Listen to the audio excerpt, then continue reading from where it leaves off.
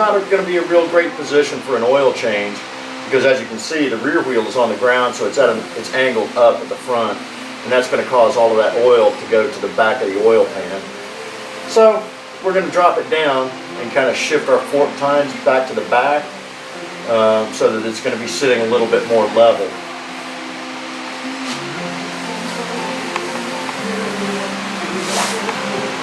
And when you open the hydraulic knob to release the pressure and lower it down, you want to do this really, really slowly.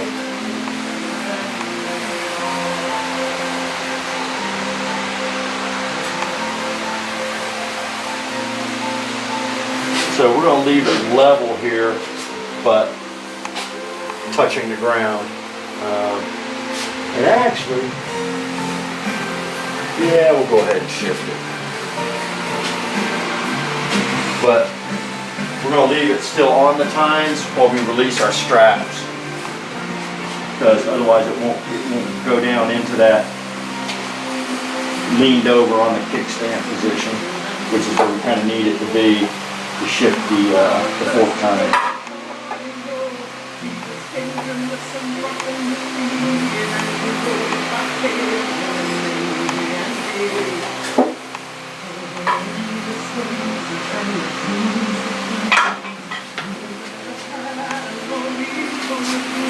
And I want to take a quick look underneath just to see how far I can shift it back without getting in the way of the drain part.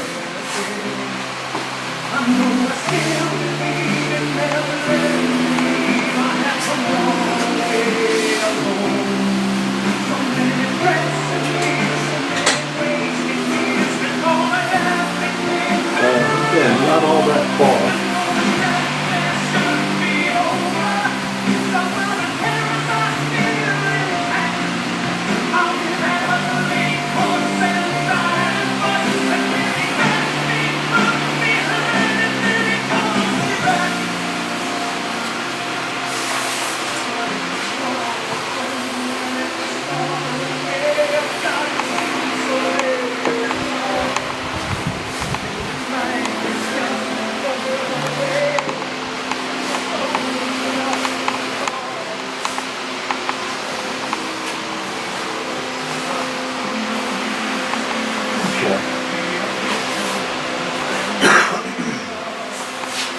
Okay, because of the position of the oil drain bolt, we're going to actually have to lower it down, put it on a kickstand, and shift this thing back far enough to where the front fork tine is actually behind the oil drain bolt.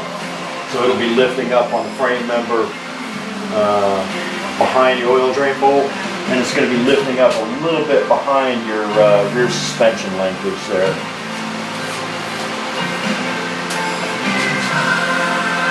So once again, I'm going to hold on to the grip, put a foot on the floorboard, kind of ease it down into that kickstand position, because as you can see, it will try and come towards you.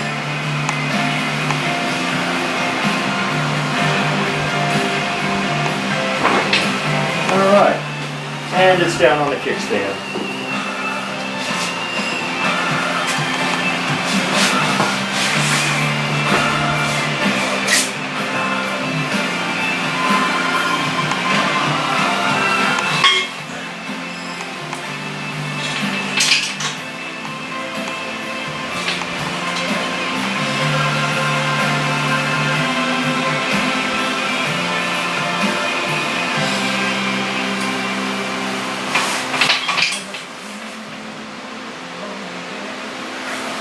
And we got to make sure we keep the same distance away from the motorcycle. Again, for when it rolls into the upright position, we want to make sure that the exhaust pipes don't hit this linkage on the lifter there.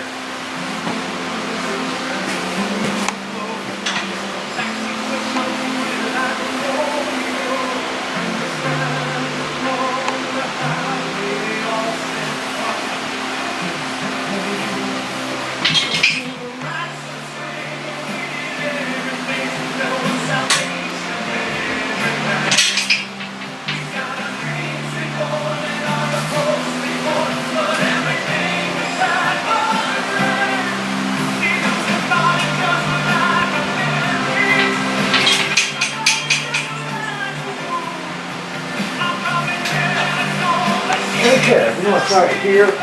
This is liable to put it into a little bit of a forward pitch. What I think is probably gonna happen, yeah, is the front wheel is gonna stay on the ground for a bit, and it's gonna lift that rear tire first. That's gonna be a bit better because at least the oil is gonna be flowing to the front of the drain pan, or the oil pan, and closer to that oil drain plug.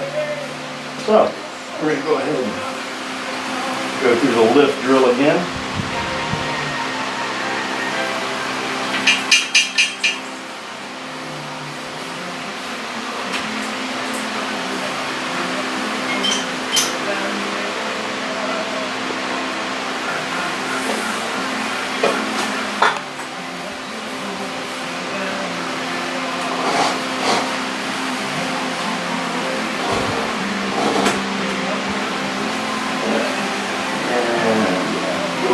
Close.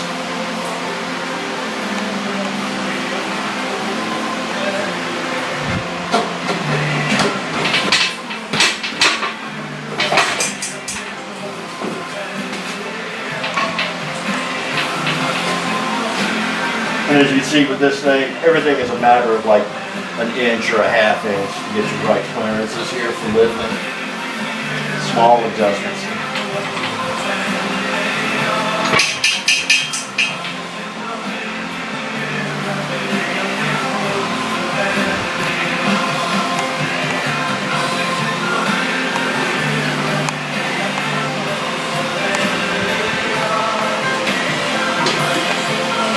Okay, so now we've got the bike actually resting on the fork tines. Make sure that our straps are clear. Maybe another inch here.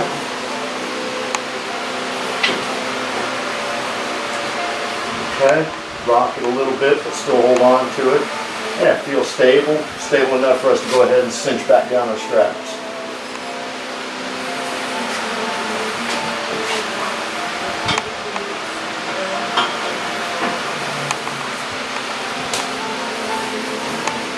You're not nervous about this at all, are you, Jim? No, not at all. Really? Because I am. Thanks for telling me. Now I am.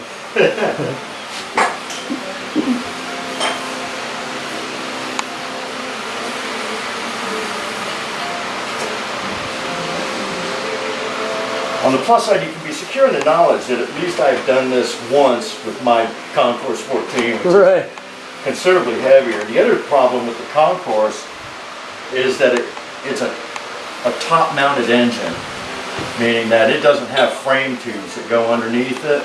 Yeah. So it's not nearly as stable, and there's like one little sweet spot in there that you can use for lifting it, where the fork tines are resting on the exhaust riser pipes, you know, the ones that initially come out of the engine there. Right.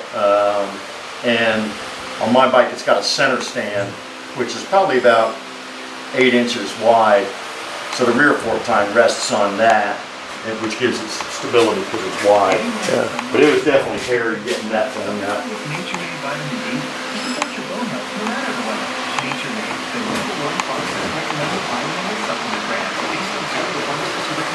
All right, still feeling pretty stable here as we lift up.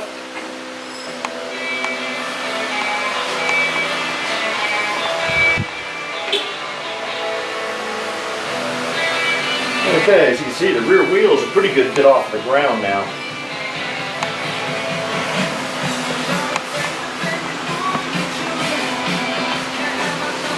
Oh yeah. All that tread that I have left. All right, still feeling nice and stable too. Good, good. And at this point, the entire bike is off the ground. Both the front and rear wheel are off the ground, and the bike's sitting pretty level. So that's good for the oil change. Plus, that means that from this position, we can pull both of the wheels off of this thing at the same time. Huh? Which, again, that's kind of the same with my Concourse. Because it's only got that one little sweet spot, initially the rear wheel on mine comes off the ground, but in order to get the front wheel off, I have to jack it up higher to get it to lift, you know, and it's actually the straps being strapped to the lifter itself is what keeps it from pitching forward and back and rolling off of the stand. I want to take a little better look at the positioning here, just for future reference. I'll get a good bit off the ground there for you so you can take a look at it, and I'll get out of the way. Alright, so that's where we are in terms of positioning. I don't know if there are any. Looks like that the left bar is about even with the back of that blue side plate.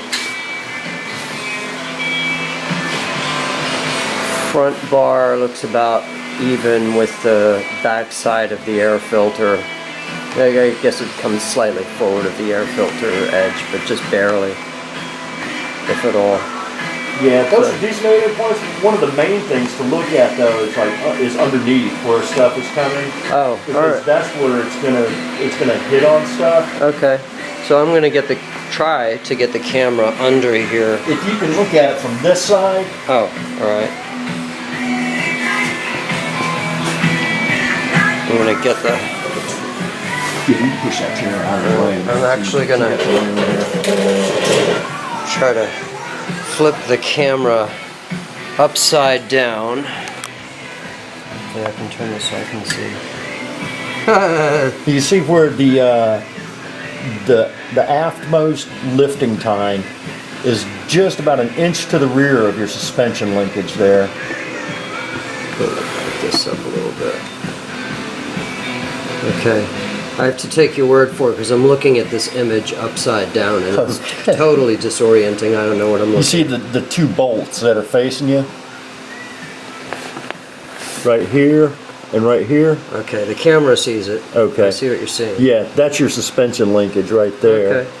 And so the back tine is just maybe an inch back from that suspension linkage. Okay.